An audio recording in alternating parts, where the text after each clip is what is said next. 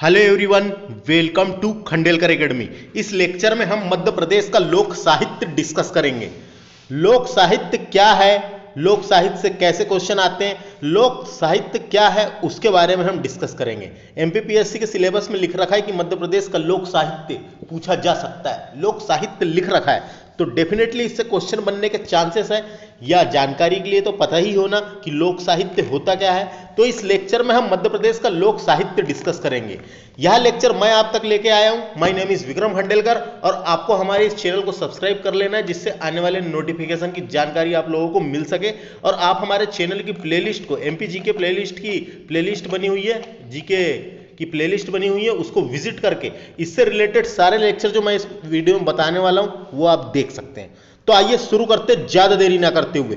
मध्य प्रदेश का लोक साहित्य देखिए, बात करते हैं मध्य प्रदेश के लोक साहित्य की। लोक साहित्य, मध्य प्रदेश का लोक साहित्य। मध्य प्रदेश में लोक साहित्य को समझने से पहले यह जान लेना जरूरी है कि लोक साहित्य है क्या, लोक साहित्य क्या है।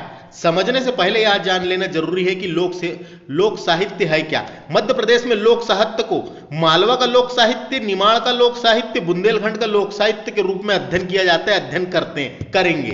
तो बात करते हैं लोक साहित्य क्या होता है। तो लोक साहित्य है क्या, इसके बारे में बात करते हैं। लोक साहित्य लोक जीवन की अभिव्यक्ति है।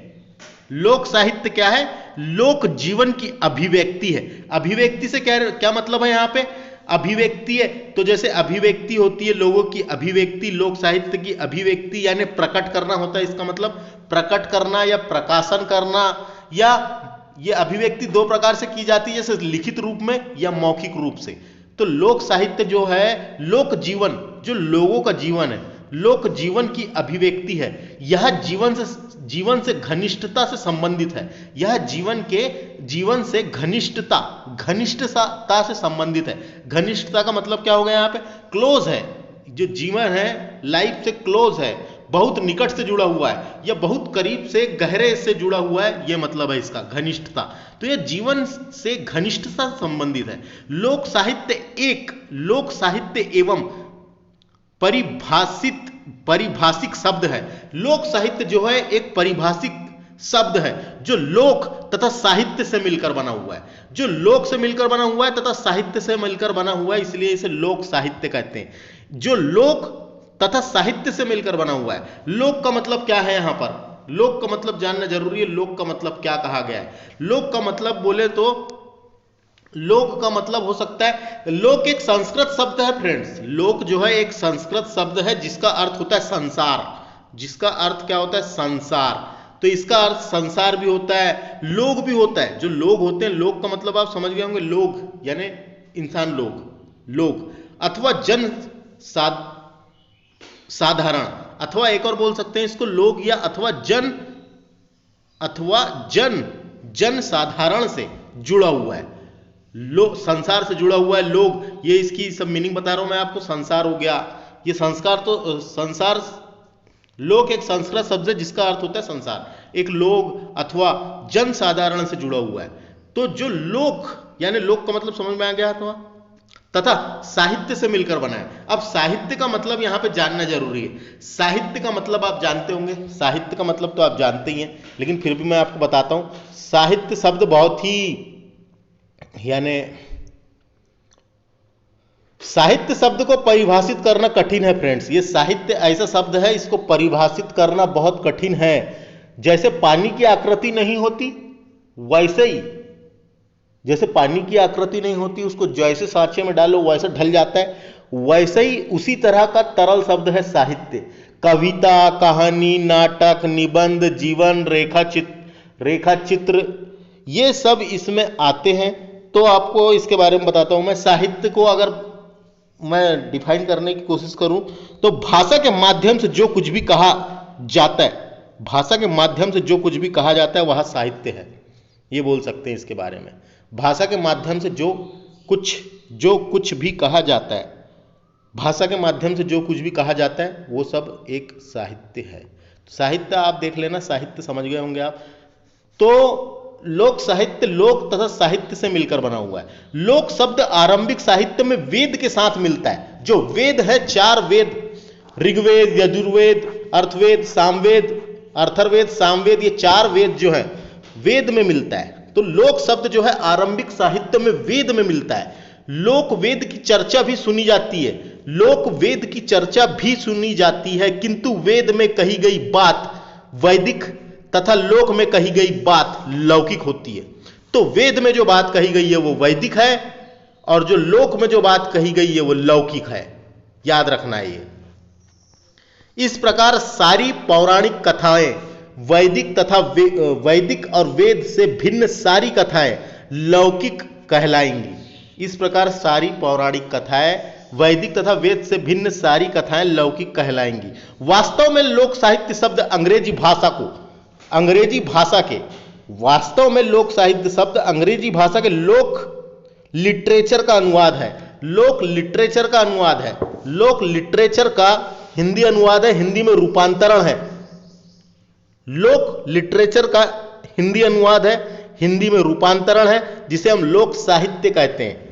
सामान्यतः प्रयोग के पश्चात प्रणाली की सभ्यता के लिए ऐसे शब्दों जैसे लोकवार्ता, लोक संगीत आदि में इसका अर्थ संकुचित होकर अंचलीय तथा मुख्य धारा से कटे ग्रामीण संस्कृति के लिए प्रयोग में लाया जाता है। जो ग्रामीण संस्कृति है उससे रिलेटेड प्रयोग में लाया जाता है। इसके अंतर्गत ग्रामीण संस्कृति आ जाती है, लोक साहित्य के अंतर्गत में प्रयोग में लाया जाता है।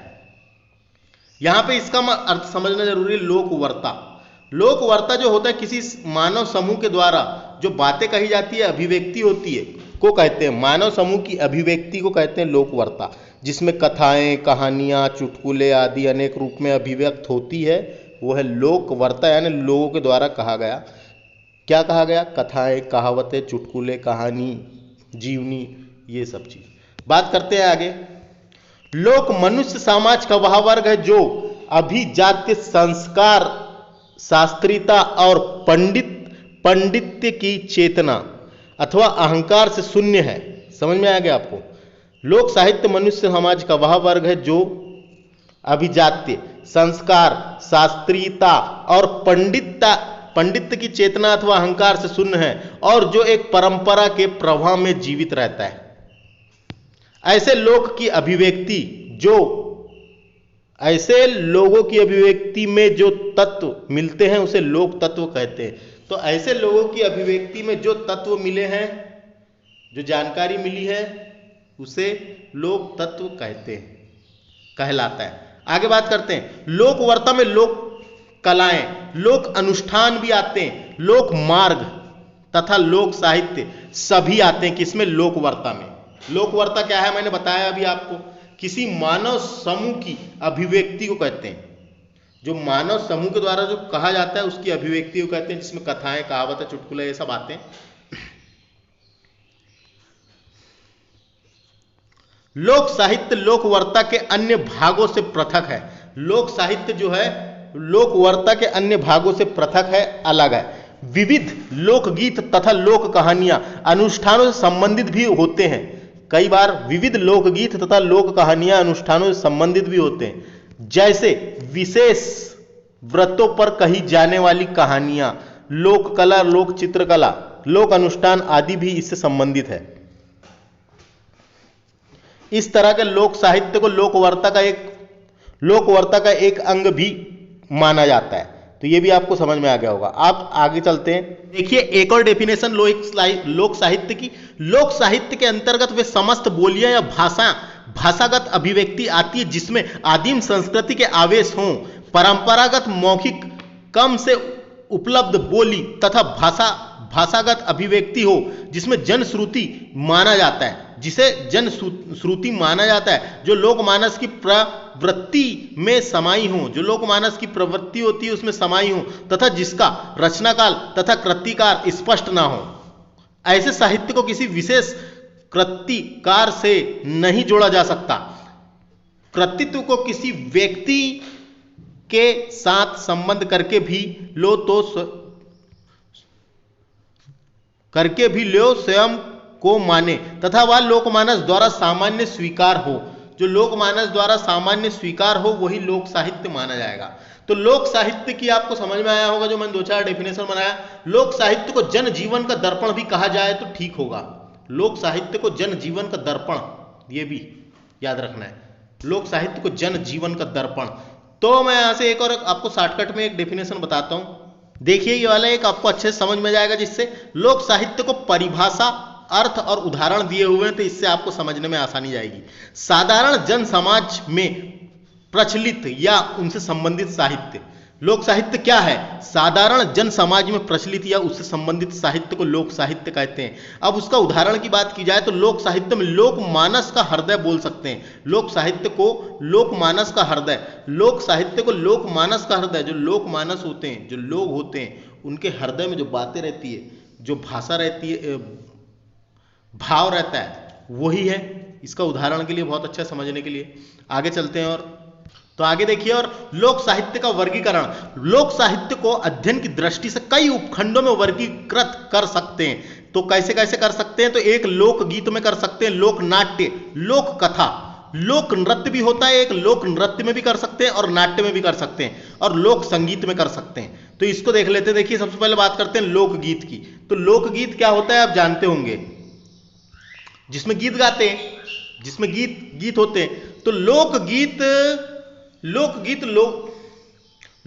एक प्रकार के गीत होते हैं जिसमें कोई एक व्यक्ति नहीं बल्कि पूरा समाज अपनाता है, जिसको कोई एक व्यक्ति नहीं बल्कि पूरा समाज अपनाता है। सामान्यतः लोक में प्रचलित, लोगों द्वारा रचित एवं लोक में प्रचलित, लोगों द्वारा रचित एवं लोक के लिए गाए गए गीत को लोकगीत कहते हैं। जो गीत गाए जाते हैं उसे लोकगीत कहते हैं, याद रखना है बस यहां से। अब बात करते हैं लोक नाट्य की। तो नाट्य होते हैं, इसमें मंच पर अभिनय किया जाता है। जो अभिनय करके करते हैं वो एक प्रकार का नाट्य है। नाट्य, गीत में और नाट्य में ये अंतर है। जो मंच पर अभिनय तथा गीत संगीत के साथ